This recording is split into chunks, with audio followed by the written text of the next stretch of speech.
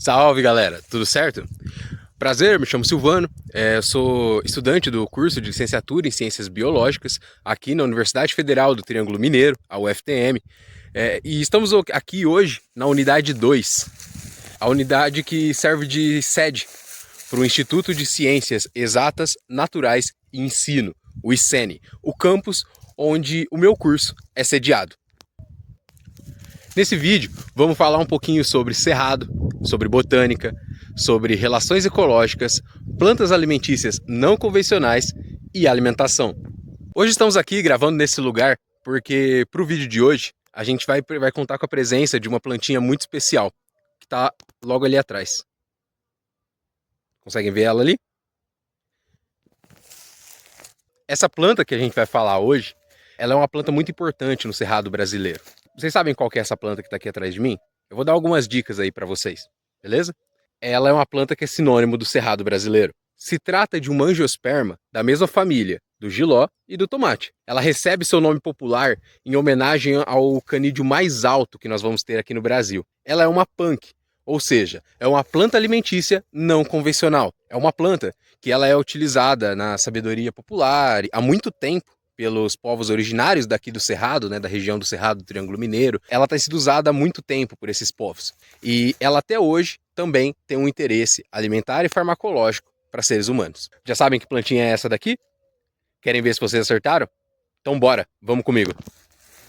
Essa árvore aqui atrás de mim é a lobeira.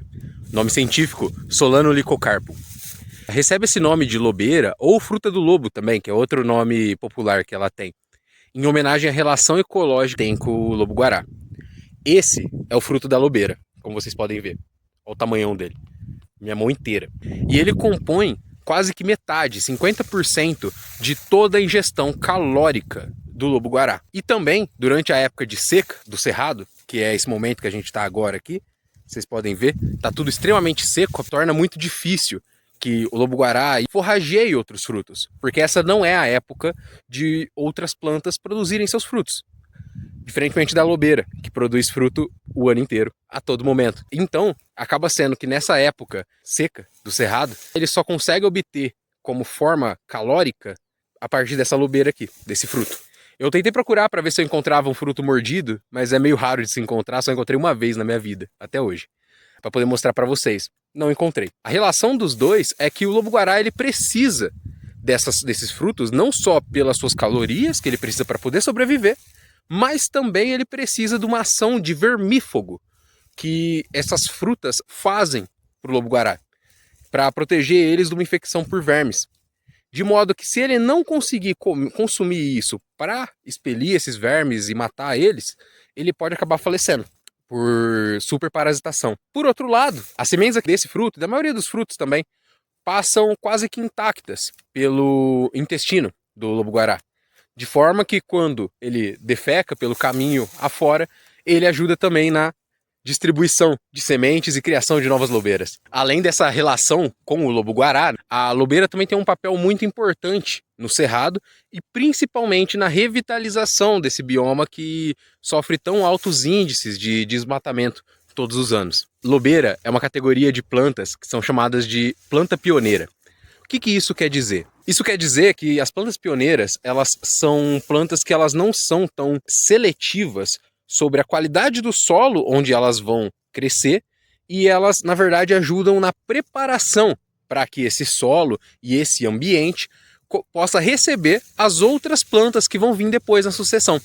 A gente pode observar, né, eu ia tentar mostrar para vocês onde essas duas lobeiras aqui que estão atrás de mim, elas estão crescendo, mas acabou que o mato está bem alto hoje e está muito difícil para eu conseguir mostrar o solo. Mas essas duas lobeiras aqui, essa maior zona aqui e a outra ali, né, elas estão nascendo de uma pedra, não é bem uma pedra, na verdade é uma quantidade muito grande de solo compactado, né? É quase como se fosse um pedrão, um morrão de arenito. E elas estão crescendo aqui. Então a gente consegue ver isso como um exemplo da baixa seletividade dela, né? Isso aqui é bem na beira da pista, né? Aqui dá pra gente ver, né? Aqui tá a pista onde passam os carros. E lá está o campus. Então ela está bem perto. E a gente vê lobeiras até muito perto de autoestradas também. É muito comum. O que é um problema também, porque muitos mamíferos, entre eles o lobo-guará, vão atrás dela para poder obter alimento. E numa dessas eles acabam fazendo travessias, né? O que pode ser muito perigoso para eles, né? Eles podem acabar sendo atropelados. Não existem passarelas ecológicas para que os animais consigam ter acesso às plantas, né? Então esse é um outro problema no planejamento e estruturação da cidade. Essa relação faz com que a lobeira ela ajude muito nas seleções sobre plantas para serem colocadas antes das outras em áreas desmatadas. Quando a gente fala de áreas de desmatamento, áreas que sofreram queimadas, muitas delas não naturais, apesar de que queimadas são uma coisa muito comum do cerrado, o problema são as queimadas sem controle. Além disso, a lobeira, ela consegue ficar muito alta. Essas aqui são pequenininhas, devem ter aqui no máximo, talvez, os seus 2 metros de altura, nesse estilão arbusto. Mas aqui no campus, depois eu vou tirar uma foto para eu poder mostrar para vocês. Talvez a foto ela vai aparecer aqui, né? E essa foto vai ser da maior lobeira que a gente tem aqui no campus, que fica bem no centro do campus. E ela tem quase 5 metros. Ela é bem grande. E isso faz com que a lobeira, né, consiga fazer uma função também de puleiro. Como ela fica muito alta, as aves e outros mamíferos que acabam escalando ela, ou outros mamíferos que comem frutas também, como morcegos, por exemplo, faz com que quando ela fique muito alta e com mais folhas do que essa daqui atrás da gente tá, isso faz com que eles acabem procurando abrigo durante a noite ou durante o dia mesmo, em seus galhos, poder se alimentar dos frutos dela ou até mesmo se alimentar de frutos que eles pegaram de outras árvores. E isso faz com que eles tragam sementes para cá. E eles acabem derrubando as sementes na base da planta. Isso vai ajudar a distribuição de novas plantas nessa área, né? E também facilitando a revitalização. Só lembrando, a lobeira não é a única árvore que faz essa função. Existem outras. Mas ela é muito interessante por causa dessa relação ecológica que ela vai ter também com o lobo-guará, né? Que acaba sendo uma espécie também que está meio que ameaçada, né? A gente não... Eu vou depois tentar colocar aqui embaixo o status de ameaça do lobo-guará, porque faz muito tempo que eu não vejo, mas eu lembro que há uns 3 anos atrás já estava perigando dele entrar em processo de extinção. Então se a gente tiver mais lobeiras fazendo essa área, a gente tem um interesse também de ajudar na revitalização do próprio lobo-guará. Então isso também é uma coisa a se considerar. Bom, agora que a gente já falou um pouquinho sobre a relação ecológica da lobeira com outras espécies aqui do cerrado, eu vou dar uma virada na câmera, porque eu vou ensinar vocês agora como que você identifica que você encontrou de fato uma lobeira. Antes disso, só quero fazer um disclaimer aqui rapidão. O processo de identificação de espécie, chaveamento de espécie vegetal, ele é muito mais complexo do que isso que eu vou apresentar para vocês. Até porque, para você ter uma ideia do qual é uma planta, você não precisa necessariamente fazer um processo tão longo e exaustivo. Isso é mais para uso acadêmico. Mas de qualquer jeito, vale a pena salientar. Isso que eu vou ensinar para vocês faz com que vocês consigam ter uma boa confiança da espécie que você encontrou, mas a característica morfológica de uma espécie não é a melhor forma de indicação de que se trata daquela espécie mesmo. Algumas plantas dá muito bem de fazer isso, como é o caso da lobeira.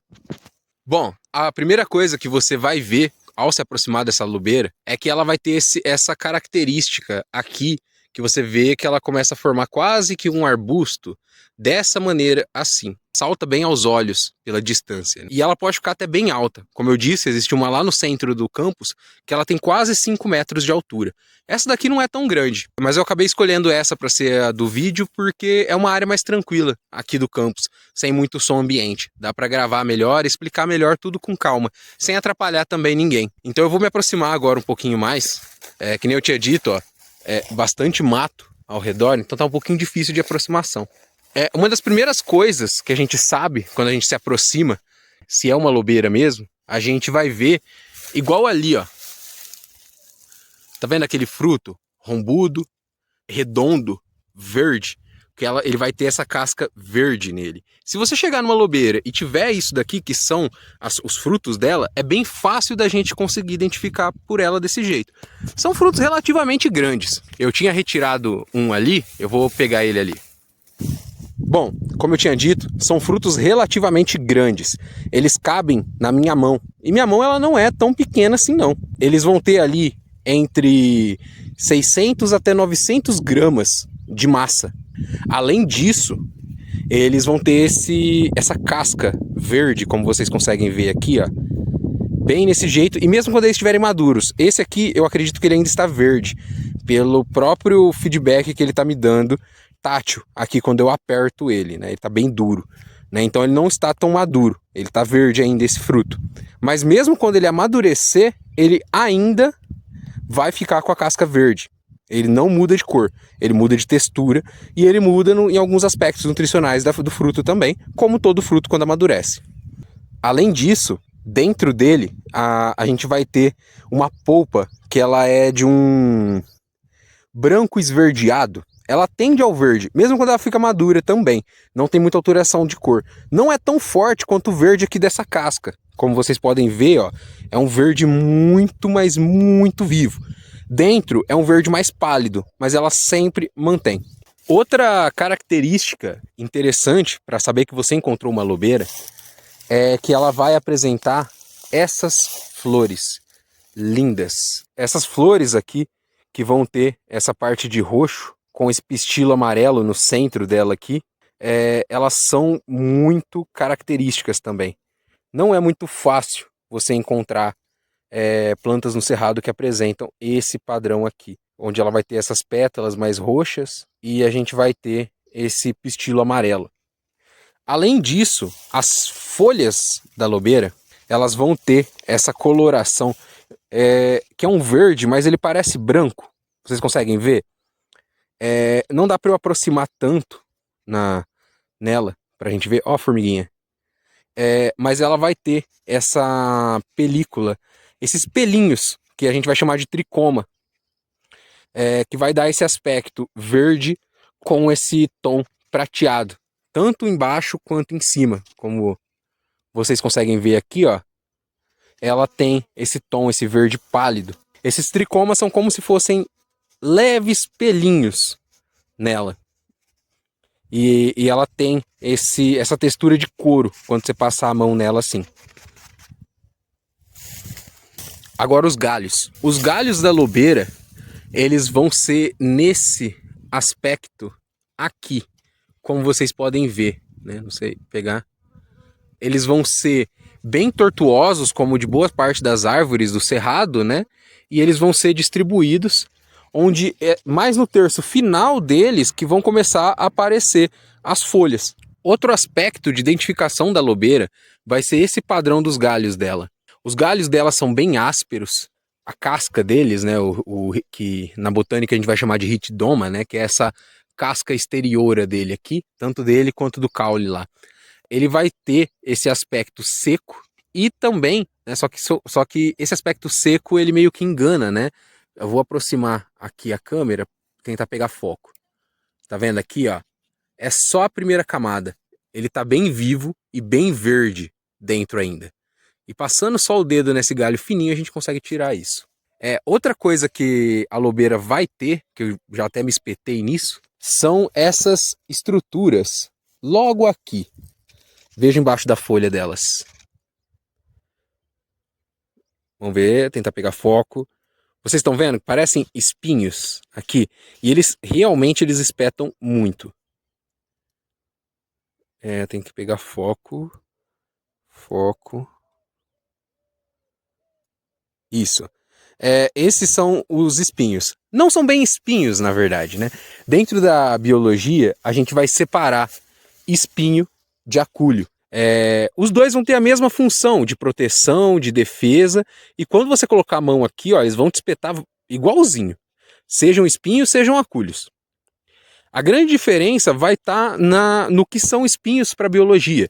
Para a biologia, os espinhos eles vão ter conexão com o sistema circulatório de seiva da árvore. Além disso, muitas vezes os espinhos eles vão ser transformações de partes das folhas. Por exemplo, nos cactos, em que os espinhos, na verdade, são transformações das folhas para diminuir o quanto de água ele perde com evapotranspiração. Agora, acúlio normalmente vai ser umas pontas que vão surgir da camada mais exterior das células da planta, como a gente consegue ver aqui. Eles não têm nenhuma ligação com o sistema de circulação da planta.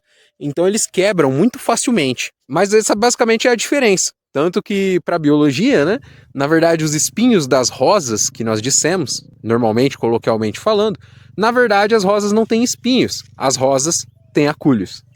Além de tudo isso que a gente falou agora sobre a lobeira, né, sobre suas características e relações com outras espécies, além de tudo isso, ela ainda é considerada uma punk. Como eu disse antes, a sigla punk significa plantas alimentícias não convencionais, ou seja, são plantas que elas fogem à regra das espécies que foram domesticadas e a gente encontra elas no supermercado, na prateleira comum. Algumas dessas punks até são mais fáceis de encontrar. Lobeira, eu, por exemplo, nunca encontrei ela em uma feira de produtores, onde às vezes eu posso acabar encontrando outras punks, né, como a Ora pronobis ou até a taioba. A lobeira não é tão fácil de encontrar assim. A lobeira ela tem sido usada pelos povos originários aqui do Cerrado brasileiro desde muito tempo, tanto pelas suas características nutricionais, quanto pelas suas características farmacológicas. Se utiliza o fruto, a folha e as flores também. Se utiliza quase que a totalidade da planta. Recentemente apenas, né, que estudos buscaram fazer análises para ver a veracidade das alegações que o conhecimento popular trazia sobre a lobeira. Mas isso acabou de começar, ainda a pesquisa com as punks está muito engatinhando ainda no Brasil. Então falta muita coisa para a gente descobrir. O que eu estou trazendo aqui para vocês, onde eu vou falar um pouquinho sobre os usos, sobre capacidades farmacológicas de aplicação da lobeira também, é curiosidade e conhecimento popular.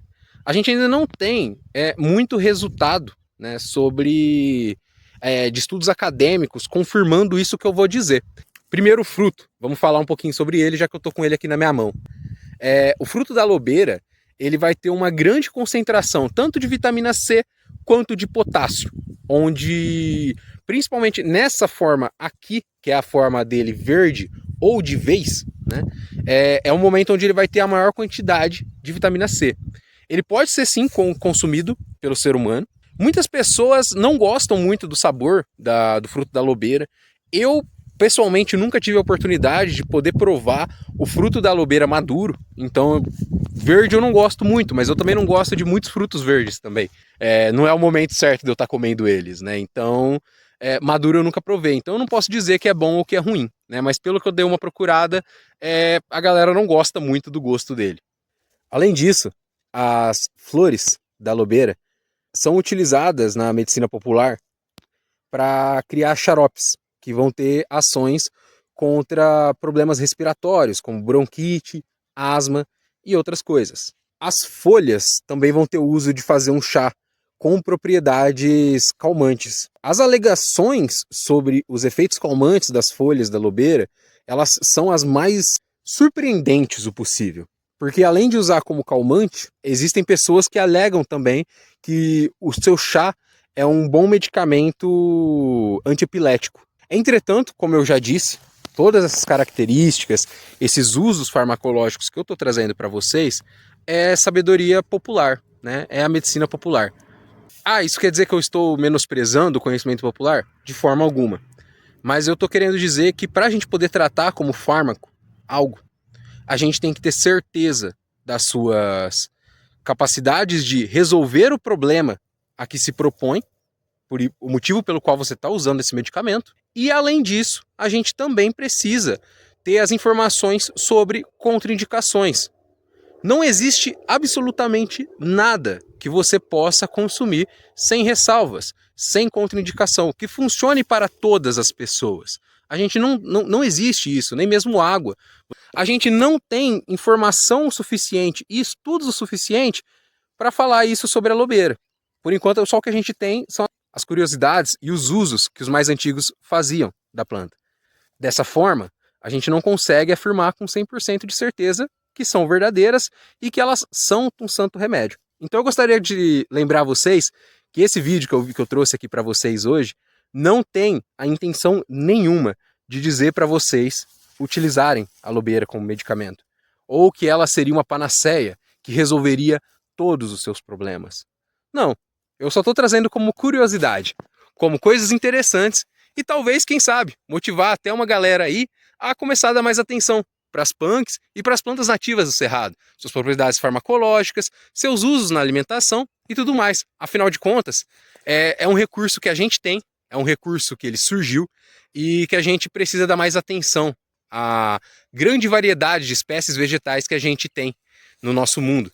Afinal de contas, as plantas que a gente usa para nossa alimentação não é nem de perto a quantidade de plantas que a gente poderia utilizar. Se a gente respeitar mais como a natureza funciona, sucessão de plantas, safras intercaladas de diversas plantas diferentes, evitando a monocultura, a gente acaba diminuindo também a necessidade por uso de defensivos agrícolas, venenos no caso, né? E inclusive evitando de drenar o solo, né? Deixar o solo extremamente pobre, como acontece com certas monoculturas no nosso país, como a cana-de-açúcar, por exemplo. A minha intenção hoje com esse vídeo foi trazer um pouquinho de informações, um pouco de curiosidades para vocês e tentar trazer um holofote para uma das espécies vegetais do Cerrado, numa esperança de que, quem sabe, no futuro comece a surgir mais pessoas que utilizem essa espécie como objeto de estudo, tanto no campo da pesquisa quanto no campo da educação ambiental e do ensino. Perfeito? E eu gostaria de deixar uma mensagem, né, que entender um pouquinho mais, estudar um pouco mais sobre as nossas espécies nativas, dos nossos biomas. Aqui eu estou no Cerrado, mas aplica-se aos outros biomas também. Tanto as espécies vegetais como animais, elas podem nos trazer pistas muito interessantes sobre como que a gente pode fazer uso desse recurso de uma maneira responsável, de uma maneira sustentável e também de uma maneira que a gente não esteja em guerra com a natureza. Porque no final, essa é uma batalha que não tem vencedores. Bom, então eu gostaria de finalizar aí colocando algumas perguntinhas para vocês. Coloquem aí na caixinha de comentários, aí embaixo, o que vocês acharam. Se vocês conheciam a lobeira, o que vocês pensam sobre isso? Existe alguém mais velho na sua família, seus avós, às vezes algum tio mais velho, ou até mesmo sua mãe, que faz uso da lobeira pelas suas capacidades medicinais? Você já comeu o fruto da lobeira? Deixa aí de baixo pra gente. Eu me despeço aqui de vocês. Até mais. E que a gente se encontre por aí algum dia.